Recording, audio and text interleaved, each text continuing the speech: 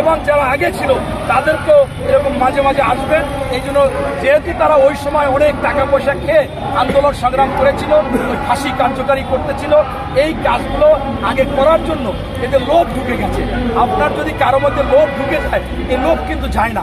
অতএব এখন সেই আওয়ামী লীগের থেকে অনেক সুযোগ সুবিধা নিয়ে এই লুমিও কাজকাম করবে, আন্দোলন করবে, এদেরকে আইনের আওতায় আপনার স্পষ্টভাবে আপনাকে জানাতে চাই, এই মাহফুজ আলম তিনিও শাহবাগীর অংশ।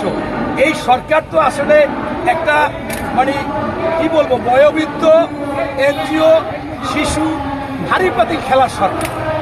এদের যদি সত্যিকার অর্থে হ্যাডাম থাকতো তাহলে সরকারে বসার পরই বাংলাদেশে আজকে যে টেবিল হার্ট অপারেশন হচ্ছে, এই হ্যান্ড অপারেশন হতো তখনই, এবং তখনই সারা বাংলাদেশ একেবারে ঠান্ডা করে ফেলতো।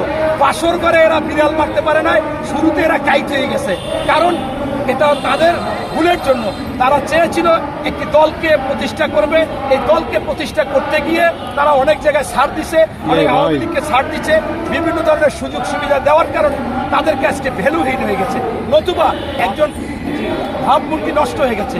এটা ওনাদের উচিত ছিল যে ভালো ভালো সরকার। আমি আপনাদেরকে একটা মেসেজ দিতে চাই, আমার কাছে ছোট মানুষ, আমি কোনো ব্যক্তিগতভাবে বলতে চাই, রাজনৈতিকভাবে না।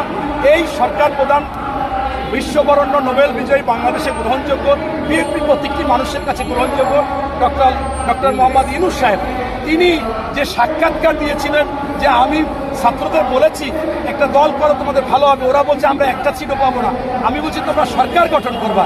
এই কথাটা কিভাবে উনি দিয়েছে, নিরাপত্তা হারিয়েছে। এরপরে দেখেন ওনার একজন আপনার যিনি প্রেস সচিব, তিনি একেবারে ডাইরেক্ট ইঙ্গিত করে একটা নতুন দলের আহ্বায়ককে বলল যে নেক্সট প্রধানমন্ত্রী। কিভাবে উনি প্রাইম মিনিস্টার নেক্সট বলে?